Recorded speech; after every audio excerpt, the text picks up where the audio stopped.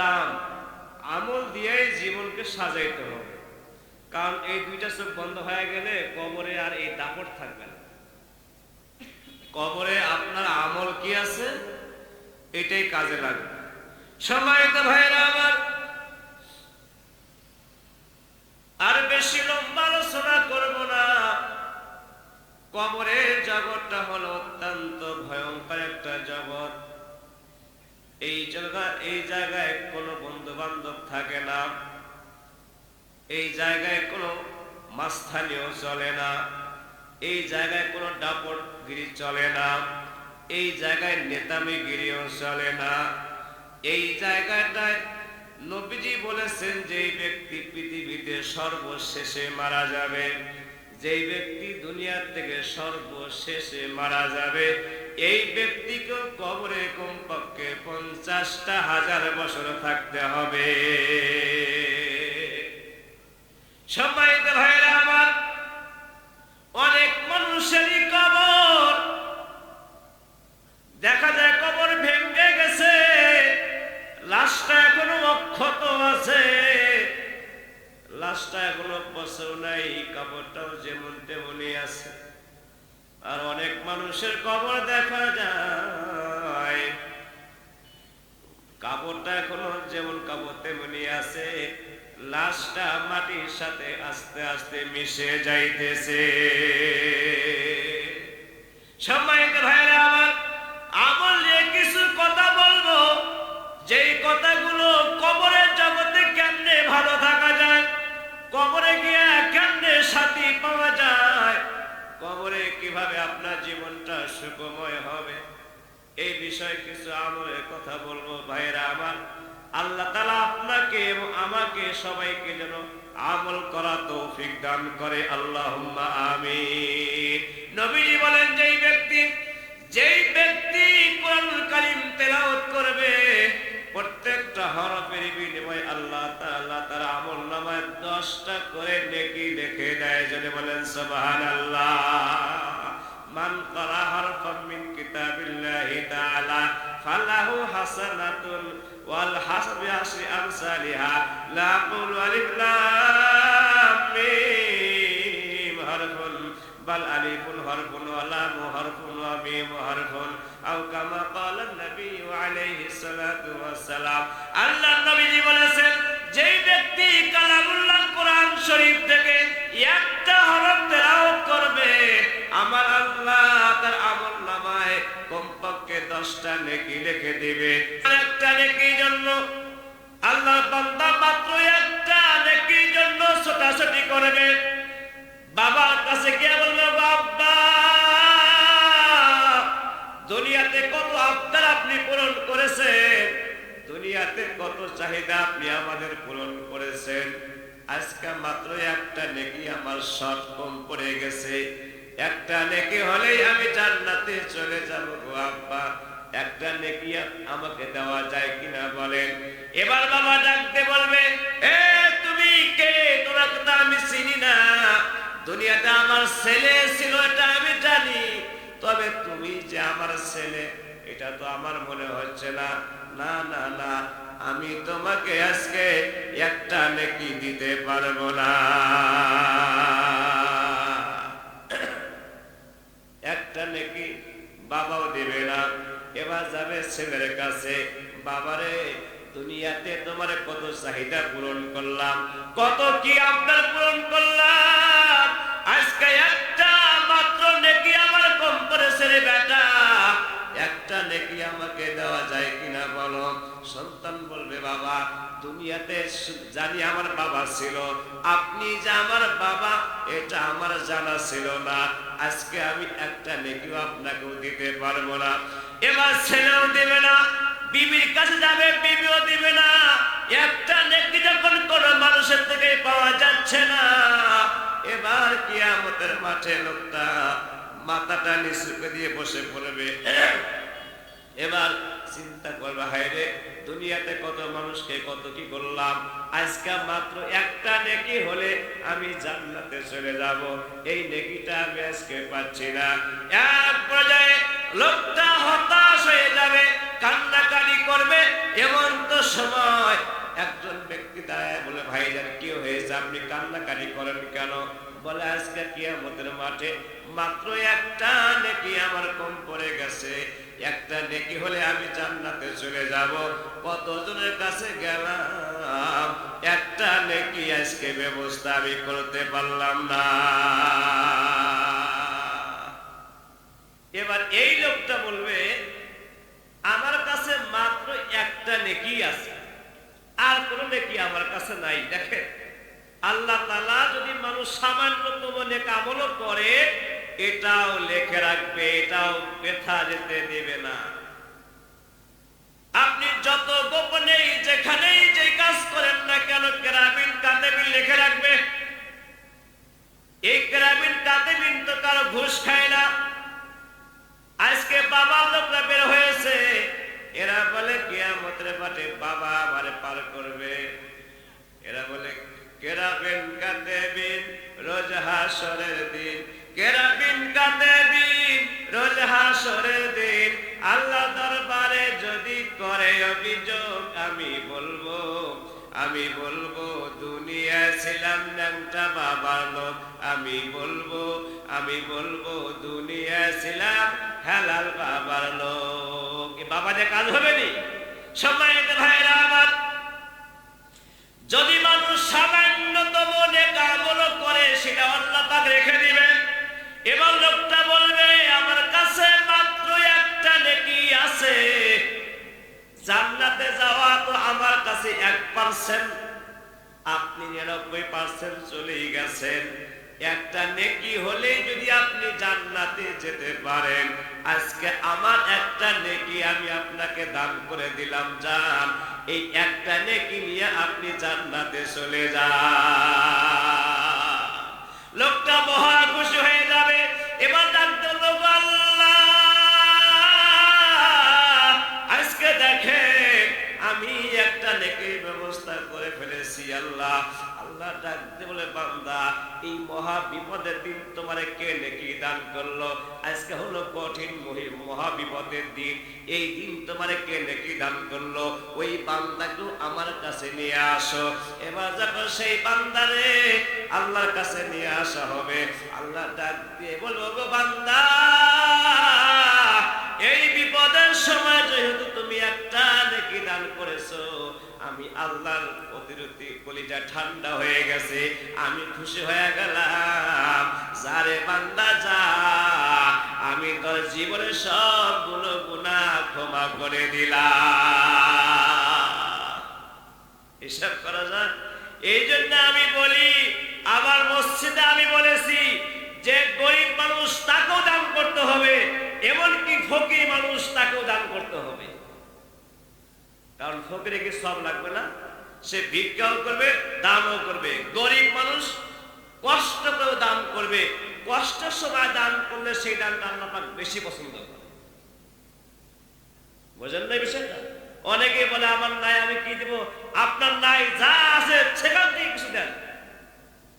কারণ যার আছে সে তো দিবেই, যার নাই সে নিজেই চলতে পারছে না, এই অবস্থায় যদি দান করে আল্লাহ পাক সেই দানে খুশি হয়ে যায়। দেখেন না, লোকটা মাত্র একটা নেকি আছে, এই লোকটাই তো মহা বিপদে আছে। এই এত বিপদের মধ্যে থেকেও যে একটা দান করার কারণে আল্লাহ পাক খুশি হয়ে গেছে, আল্লাহ পাক তার জীবনের সবগুলো গুনাহ ক্ষমা করে দিয়েছে।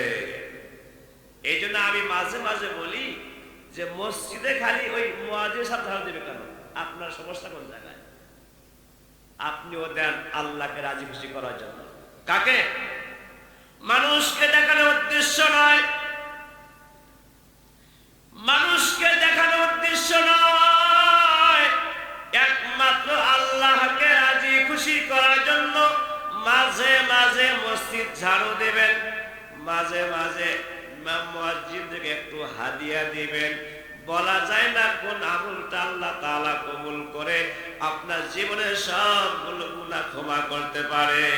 আল্লাহ বলেন, আল্লাযী খালাকাল মাউতা ওয়াল হায়াতা লিয়াবলুয়াকুম আইয়ুকুম আহসানু আমালা।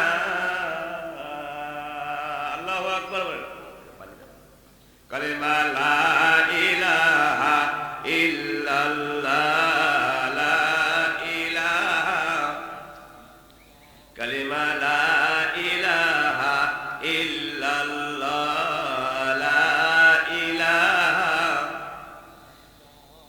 লা ইলাহা ইল্লাল্লাহ, লা ইলাহা ইল্লাল্লাহ, কালিমা লা ইলাহা ইল্লাল্লাহ,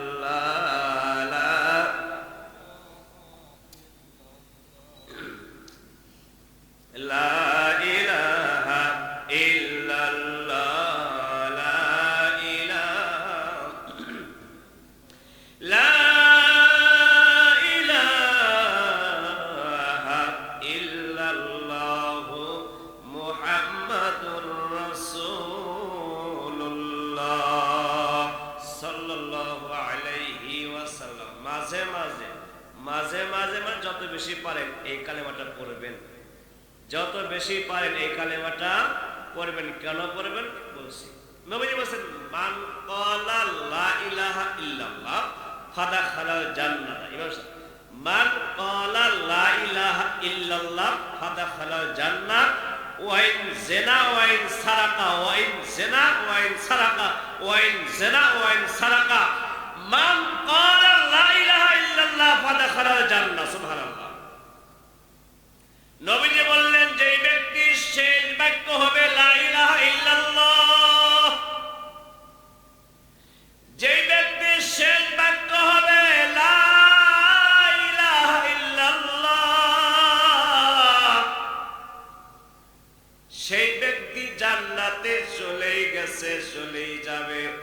ওয়াইন জিনা ওয়াইন সারাকা, যদিও সে জিনা করে, যদিও সে চুরি করে, যদিও সে জিনা করে, যদিও সে চুরি করে, যদিও সে জিনা করে, যদিও সে চুরি করে, যেই ব্যক্তি পড়েছে লা ইলাহা ইল্লাল্লাহ ফাদাখালাল জান্নাহ, সে জান্নাতে চলেই গেছে, শুধু মরাটাই বাকি।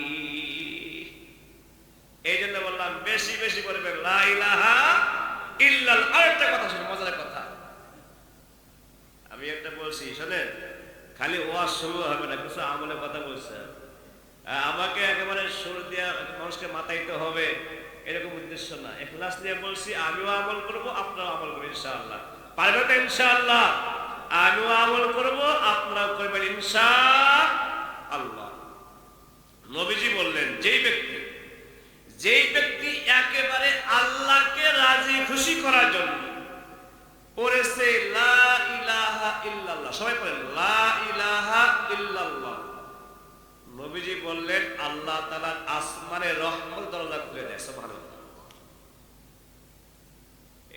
এটা হলো কত পাওয়ারি একটি কালেমা, কত পাওয়ারফুল একটি কালেমা। এই জন্য যত বেশি পারেন পড়বেন।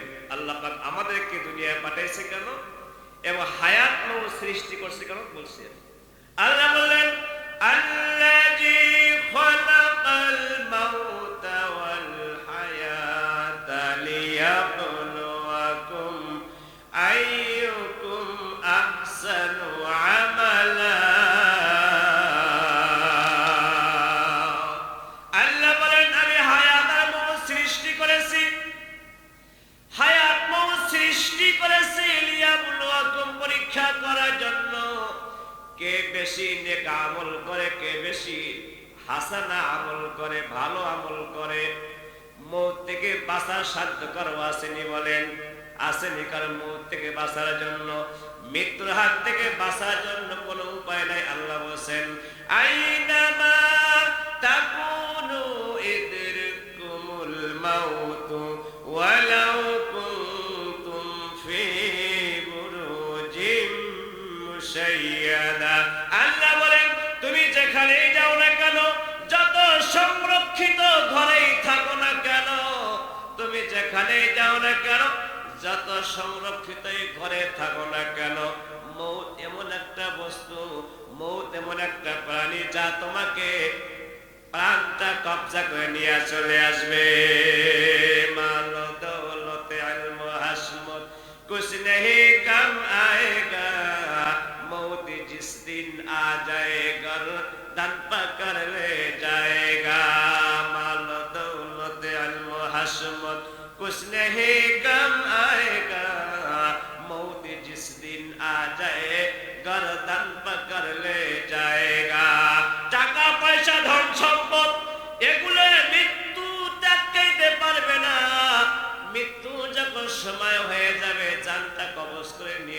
যাবে, এর হাত থেকে বাঁচার কোনো উপায় নাই। মৌতু কাসেন কুল্লু নাফসিন শারিবু, মৌতু কাসেন কুল্লু নাফসিন শারিবু, কবর পাইতে কুল্লু নাফসিন দাখিলু। মৌত এমন একটা প্রাণী, মৃত্যু এমন একটা প্রাণী যার হাত থেকে বাঁচার কোনো উপায় নাই।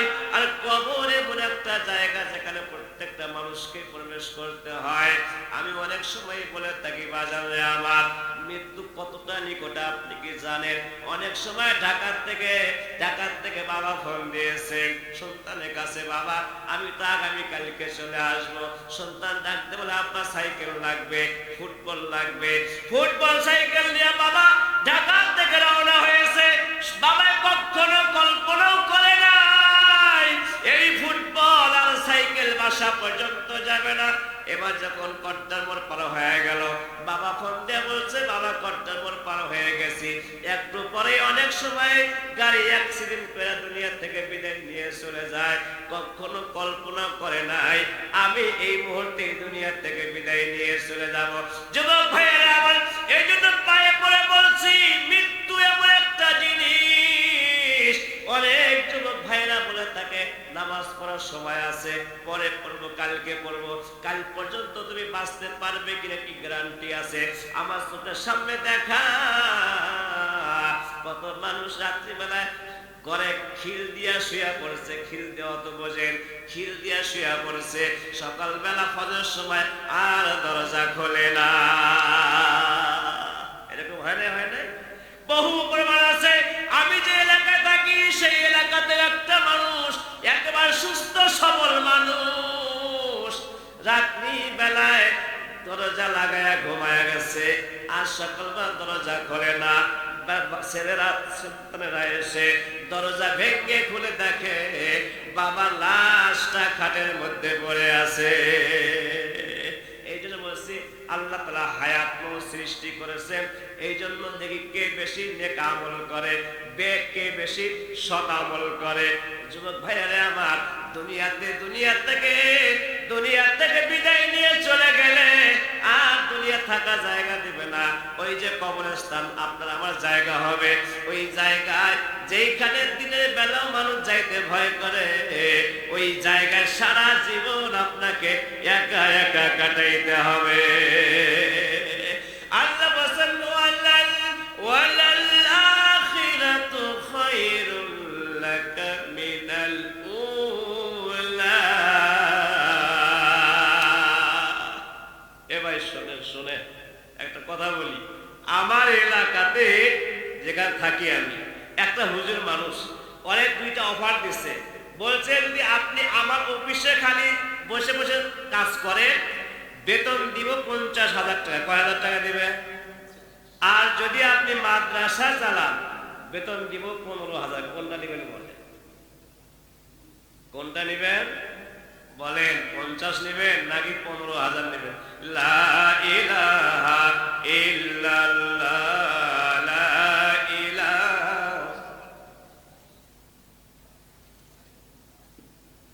জবান খুলে লা ইলাহা, আর জোরে লা ইলাহা ইল্লাল্লাহ, লা ইলাহা ইল্লাল্লাহ। এবার এই হুজুর কয় আমি 50,000 টাকা যেটা সেটা নেব না, আমি 15,000 টাকা মাসের বেতন আমি চাই। সুবহানাল্লাহ, সুবহানাল্লাহ বলে। এখন যারা বুদ্ধিজীবী আছে এরা মনে মনে করে হুজুর 50,000ও বোঝে না আর 15,000ও বোঝে না। সম্মানিত ভাইরা আমার, হুজুর জানে 50,000 টাকা আমি বেতন পাইলে পাইতে পারি,